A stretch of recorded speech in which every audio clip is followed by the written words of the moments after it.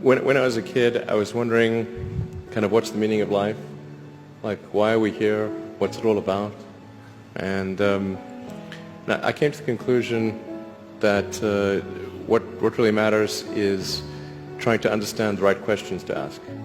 And the more that we can increase the scope and scale of human consciousness, the better we are able to ask these questions.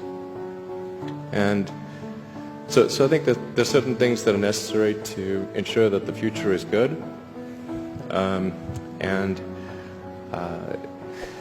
Some of those things are, in the long term, having long-term sustainable transport and sustainable energy generation,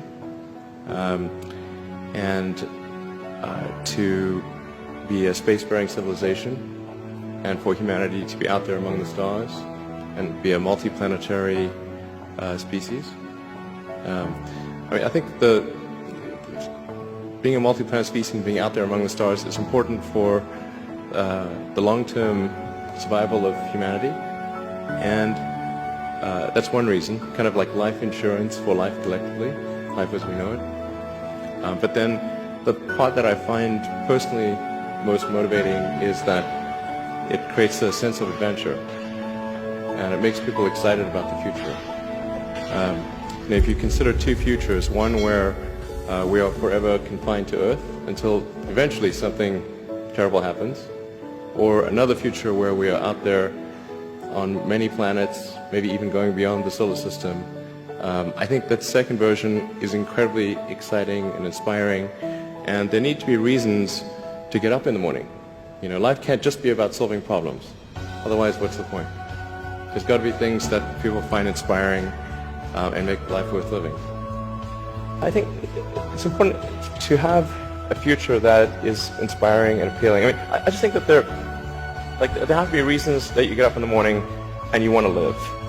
Like, why do you want to live? What's the point? What inspires you? What do you love about the future? And if we're not out there, if the future does not include being out there among the stars and being a multi-planet species, I find that it's incredibly depressing if that's not the future that we're going to have. If you look at the progress in space, in 1969 we were able to send somebody to the moon. 1969. Then we had the space shuttle. The space shuttle could only take people to low Earth orbit. Then the space shuttle retired, and the United States could take no one to orbit. So that's the trend. The trend is like down to nothing. People are mistaken when they think that technology just automatically improves. It does not automatically improve. It only improves if a lot of people work very hard to make it better. But I want to be clear. I'm not trying to be anyone's savior. That is not I'm just trying to think about the future and not be sad. Beautiful statement.